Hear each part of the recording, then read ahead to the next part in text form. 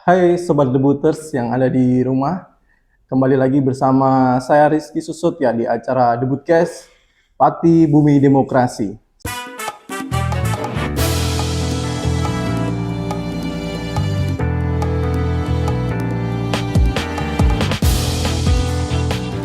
Seperti biasa, kita akan berbincang tentang masalah pemilu dan pemilihan.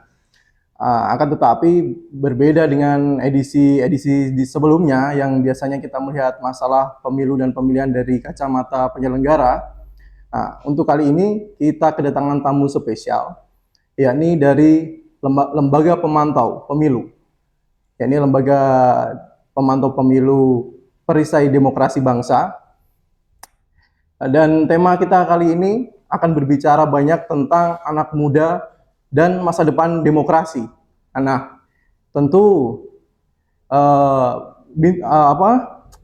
tamu kita pada hari ini, kita kedatangan tamu yang cukup spesial, uh, pemuda, cukup energik dan juga aktivis. Beliau aktif di IPNU dan juga aktif juga di HIPMI. Nah, saya kira portofolio beliau cukup lengkap dan kita mungkin akan bisa ngobrol banyak tentang pemilu bersama beliau. Tanpa panjang lebar, langsung saja kita perkenalkan tamu kita kali ini, Mas Riksa Abdallah ya Mas? Hasbalah. Hasbalah, ya. Ya. Terima kasih Mas Rizky. Selamat siang Mas. Selamat siang. Iya. Terima kasih sudah diundang di podcast KPU Pati. Iya, ini yang pertama ya Mas ya? Oh, podcastnya pertama. Ini kalau ke KPU Patinya mungkin kesekian kalinya. Oh begitu, oke. Mas, seperti yang saya bilang tadi, kita hari ini akan bicara tentang anak muda dan juga kaitannya dengan masa depan demokrasi kita. Karena kita ini adalah penyelenggara pemilu, tentu yang kita bahas adalah demokrasi di ranah elektoral tentunya. Tapi juga kita tidak akan terkungkung pada pembahasan soal demokrasi elektoral saja. Mungkin kita akan berbicara sedikit keluar dari situ. Begini Mas, mungkin bisa diperkenalkan dulu Mas Riksa ini background-nya seperti apa dan aktif di lembaga apa serta perannya dalam pemantau pemilu di pemantau pemilu di 2024 kemarin. Di 2024 di lembaga Perisai Demokrasi Bangsa. Dulu namanya Perisai Demokrasi saja, Mas. Iya. Sekarang menjadi Perisai Demokrasi Bangsa. Bisa dijelaskan, Mas? Tapi mungkin dijelaskan dulu dari latar belakangnya Mas Riksa dulu. Siap. Serta nanti dijelaskan sedikit bagaimana latar belakang sampai bisa ada di Perisai Demokrasi Bangsa. Silakan Mas. Siap. Terima kasih Mas Rizky. Mohon izin memperkenalkan diri. Tadi sudah dikenalkan Mas Rizky ya. Nama kita mirip-mirip ya. Rizky Saya Rizky dan Riksa. Saya asli dari Kabupaten Pati sendiri Mas, maka senang rasanya diundang oleh KPU Pati, dapat sharing dan berbagi pengalaman tentang kepemiluan yang kita alami ya sebagai pemantau pemilu maupun pemantau pemilihan di tahun 2024 kemarin. Saya sendiri hari ini mengemban amanah sebagai Ketua Umum Pengurus Nasional Perisai Demokrasi Bangsa. Kenapa kami memakai nomenklatur pengurus nasional? Karena memang Perisai Demokrasi Bangsa ini strukturnya mengakar sampai daerah Mas. Jadi hari ini per tanggal 7 Januari 2026 Perisai Demokrasi Bangsa sudah terbentuk di 22 provinsi dan 59 kabupaten kota se-Indonesia, termasuk di Kabupaten Pati. Dan Perisai Demokrasi Bangsa kenapa identik sebagai pemantau pemilu? Karena di pemilu dan pilkada 2024 kemarin memang kita concern untuk terlibat sebagai pemantau pemilu dan pemantau pemilihan. Tapi yang perlu digarisbawahi adalah pemantau pemilu itu bukan satu-satunya gerakan Perisai Demokrasi Bangsa, tapi salah satu orientasi gerakan Perisai Demokrasi Bangsa. Karena tentu kita pahami pemantau pemilu dan pemantau pemilihan itu hanya berlangsung saat tahapan pemilu berlangsung. Terus pertanyaannya kan, kalau nggak ada pemilu apa Perisai Demokrasi Bangsa bubar? Itu pertanyaan yang ditanyakan semua orang ke saya. Betul. itu kayak orang nanya ke KPU kan, terus kalau nggak ada pemilu KPU ngapain, makan gaji buta dong kan gitu. Betul. Saya juga jawabnya simple. Emang kalau pemilunya selesai KPU Bawaslu-nya bubarkan enggak? Ya pokoknya kalau KPU Bawaslu nggak jadi edok berarti Perisai Demokrasi Bangsa utuh. Karena saya menyebutnya Perisai Demokrasi Bangsa itu mitra strategisnya KPU dan Bawaslu. Sampai pada bulan Juli dan Oktober kemarin kami telah melaksanakan penandatanganan MOU nota kesepahaman bersama KPU RI dan Bawaslu RI, Mas. Oh, berarti ini sebagai sebuah organisasi nih, Mas ya?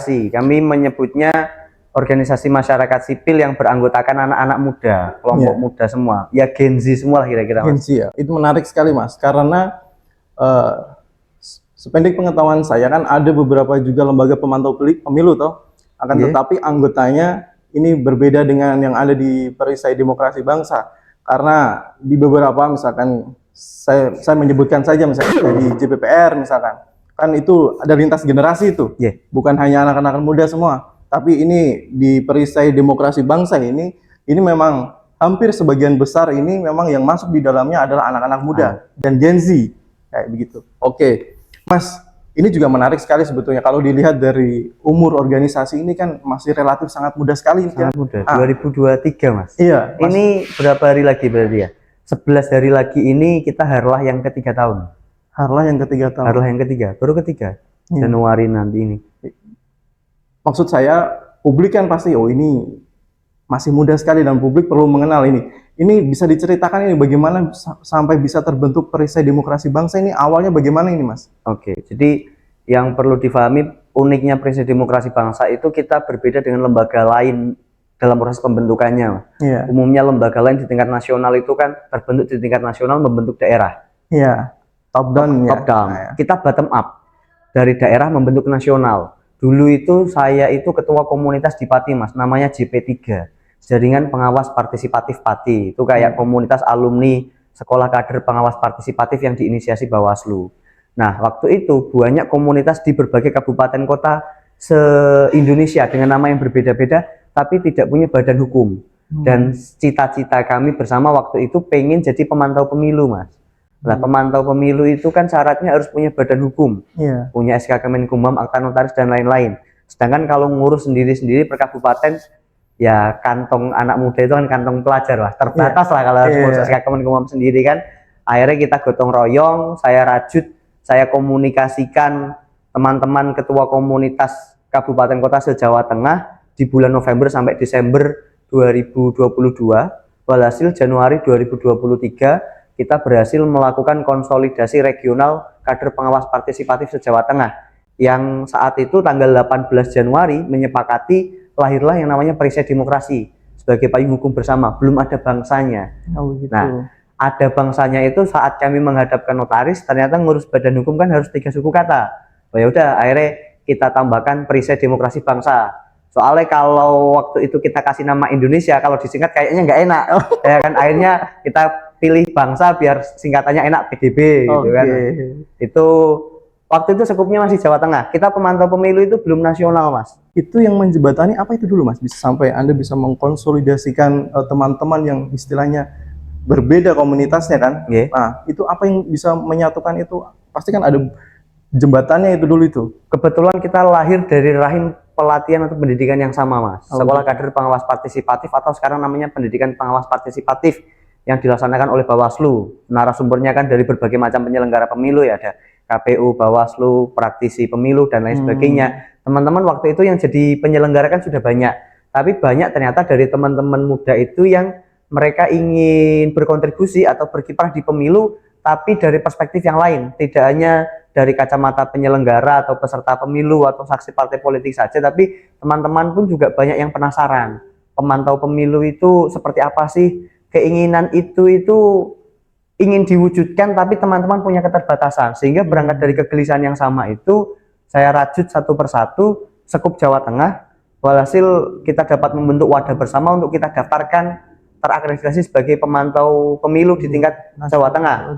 Belum nasional, karena waktu itu untuk Riwariwi Jawa Tengah Jakarta itu kira-kira karena tadi ya, Mas, kantong pelajar ya, Mas, pasti butuh ongkos.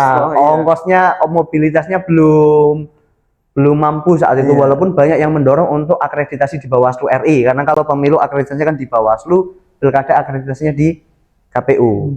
Nah, gongnya itu saat pilkada Mas ternyata.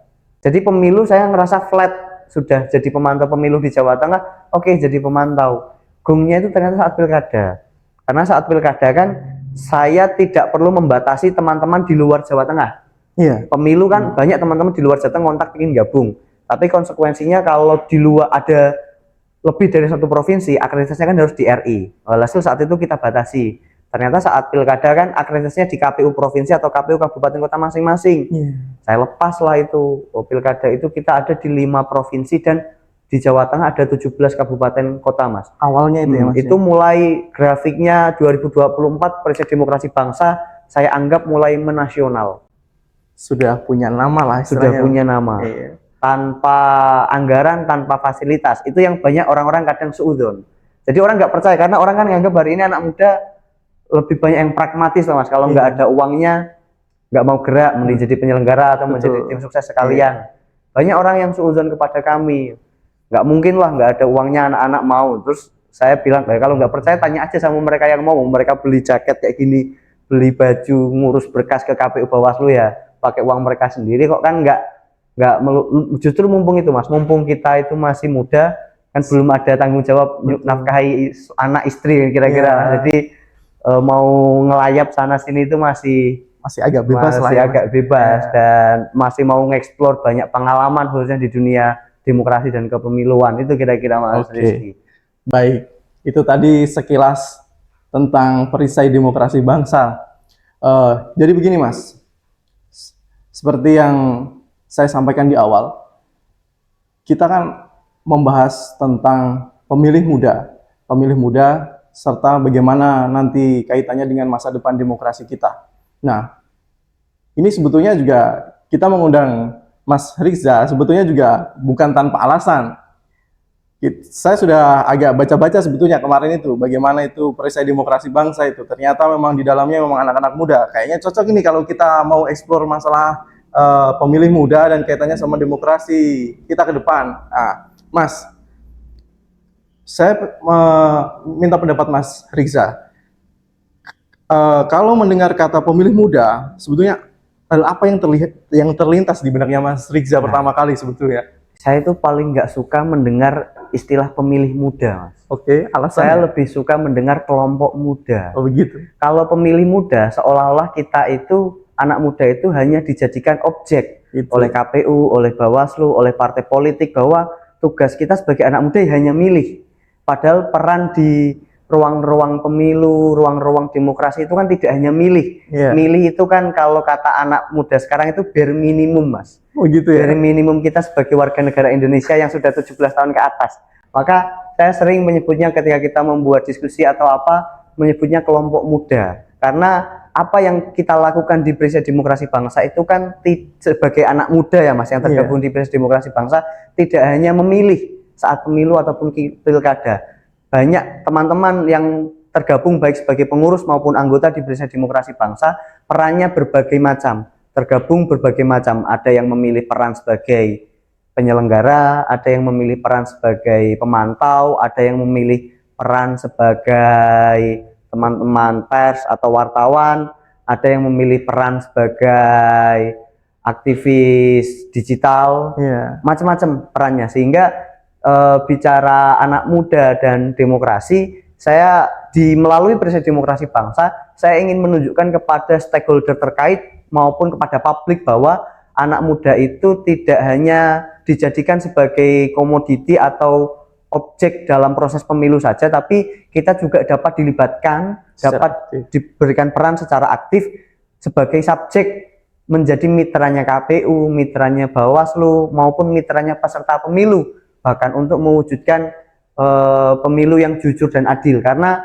kami sendiri di Perisai Demokrasi Bangsa itu meyakini satu hal, Mas. Pemilu itu kan media ya, pemilu itu kan wasilah, bukan tujuan akhir. Tujuan akhirnya itu kan untuk mewujudkan kesejahteraan rakyat. Maka kami meyakini satu hal, proses yang baik akan menghasilkan hasil yang baik pula. Pemilu yang baik kami meyakini insya Allah akan membuahkan pemimpin yang baik pula. Maka dalam proses pemilu dan pilkada yang berlangsung, kami dari Periset Demokrasi Bangsa selalu ingin terlibat dengan segala keterbatasan kami. Setidaknya ada sumbangsi yang bisa diberikan anak muda untuk bersama-sama mengikhtiarkan mewujudkan pemilu dan pilkada ini yang ideal, yang baik. Karena ketika pemilu dan pilkada itu berjalan ideal, kita sama-sama meyakini pemimpin yang akan dihasilkan pun juga amanah untuk rakyat gitu kira-kira ya Mas Rizky ya. Iya, berarti kalau boleh kita tarik benang merahnya, berarti adalah pemilu itu sebetulnya kan arena, sebetulnya Betul. sebagai arena, dan anak muda dia harus setidaknya dia bisa mengambil kesempatan di dalam arena itu Sebagai apapun. sebagai Dalam peran apapun, ya sebagai apapun. Nah, Mas, kita kan sebetulnya tahu sebetulnya bahwa anak muda pada pemilu kemarin dan juga pemilihan yang kemarin itu memiliki daya tarik yang luar biasa, jumlahnya luar biasa, baik itu generasi milenial dan juga Gen Z. Suara mereka itu dijadikan rebutan sebetulnya oleh para peserta waktu itu. Nah, Mas, menurut Anda seberapa besar pengaruh suara pemilih muda dalam pemilu kita saat ini?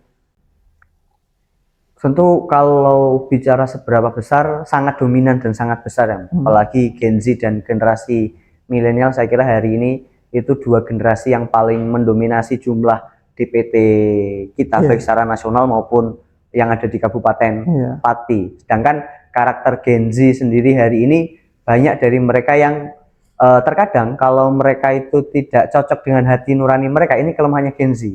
Apatisnya mereka itu akhirnya mereka memilih untuk golput misal, karena merasa kandidat atau calon-calon yang ada baik di pemilu maupun pilkada itu tidak mewakili mereka. Sehingga maka tadi saya sampaikan ada peran yang tadi belum saya sampaikan, Mas, peran anak muda atau kelompok muda di pemilu dan pilkada. Bahkan hari ini itu kami sedang mendorong bagaimana peran anak muda nanti di pemilu atau pilkada mendatang itu tidak hanya menjadi penyelenggara, pemantau atau pewarta saja, tapi kalau perlu anak muda terlibat sebagai peserta pemilu, sebagai peserta di pilkada, kita dorong itu. Hari ini kan yang sudah ada di Undang-Undang Pemilu itu kan baru afirmasi kelompok perempuan 30% itu kan, baik di sisi penyelenggara maupun kepesertaan. Kami juga ingin mendorong jangan hanya perempuan saja dong yang diberikan afirmasi, tapi anak muda juga diberikan afirmasi. Terserah mau laki-laki perempuan bebas, yang penting anak muda. Jadi karena anak muda itu seringnya merasa tidak terwakili, Mas.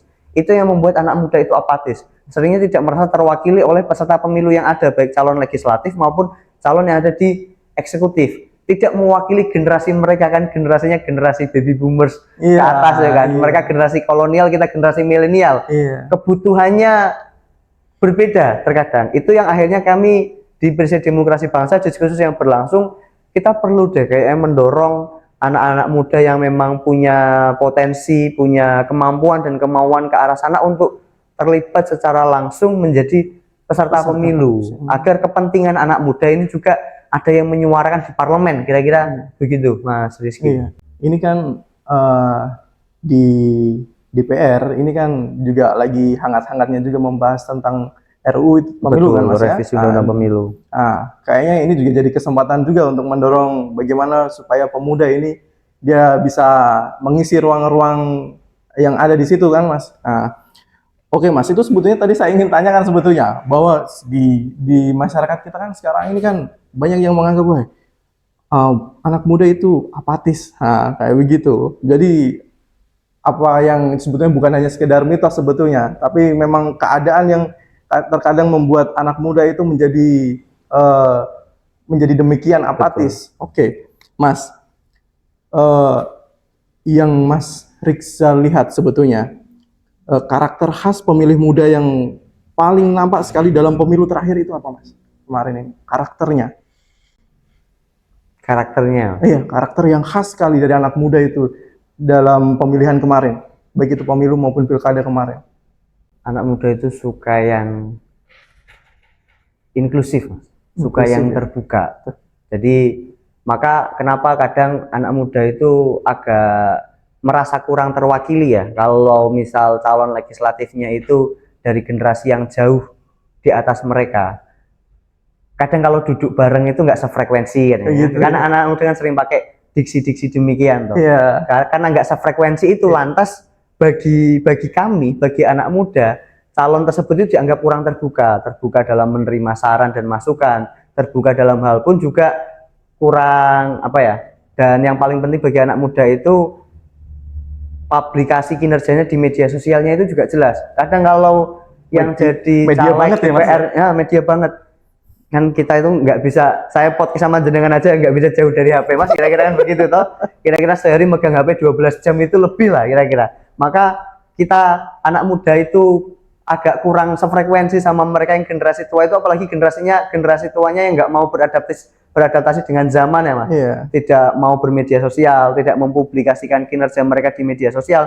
Padahal anak muda itu hari ini tuh banyak banget anak muda yang ketika mau milih itu mereka effort banget loh, Mas, sampai nyari profiling calegnya, prestasi calegnya, rekam jejaknya.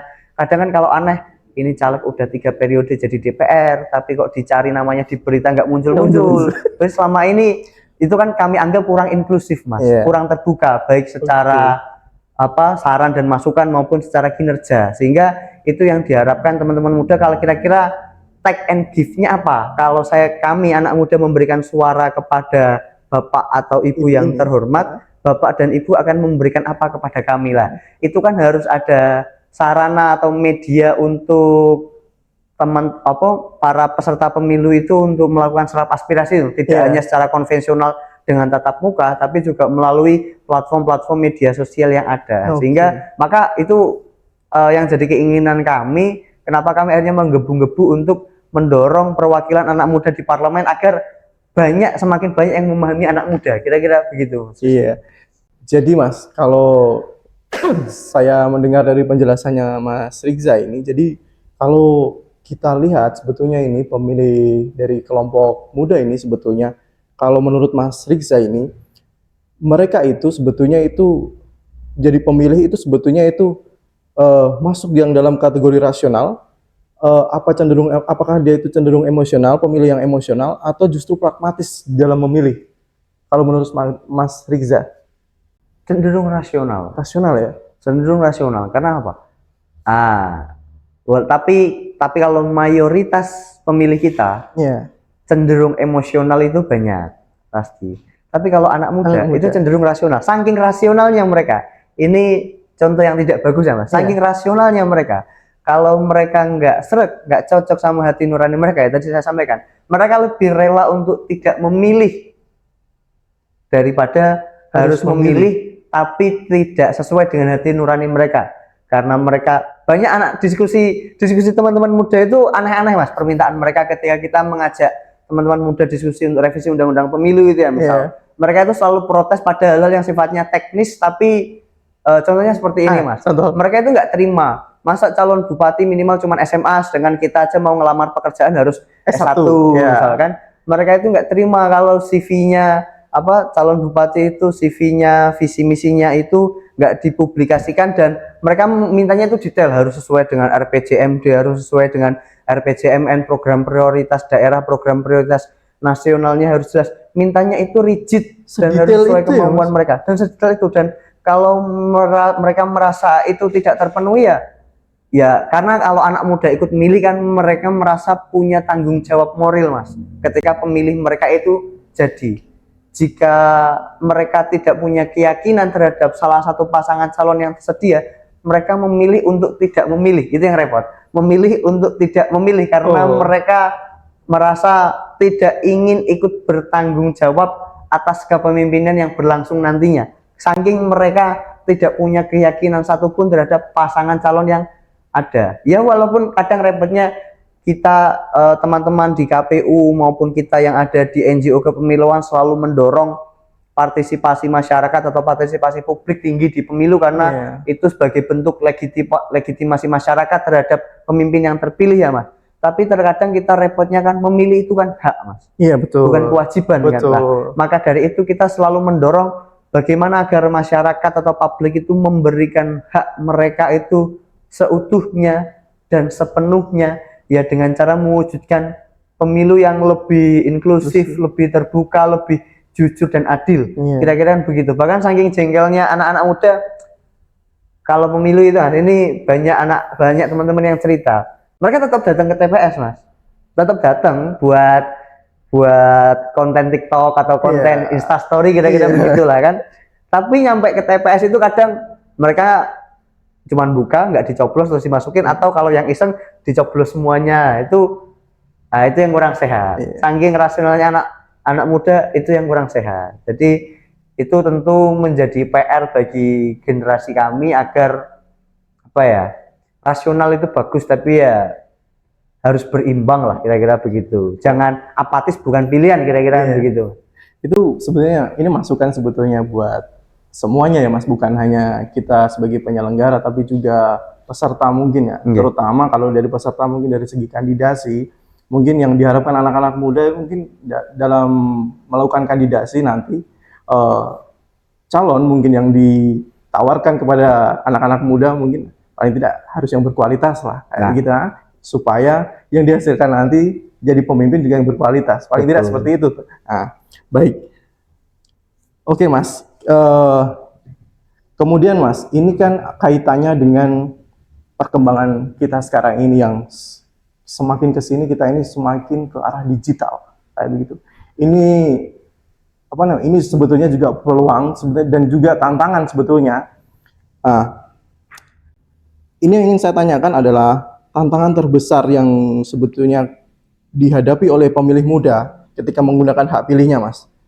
Apakah pemilih muda itu mereka tuh lebih rentan atau justru lebih kritis dalam menghadapi informasi publik yang jumlahnya itu luar biasa di luar itu, di platform-platform digital itu? Ini kan kita tidak bisa membatasi ini informasi yang sedemikian banyak ini. Nah, apakah pemilih ini dia itu sebetulnya lebih rentan atau justru lebih kritis ketika melihat informasi yang sedemikian banyak itu, Mas?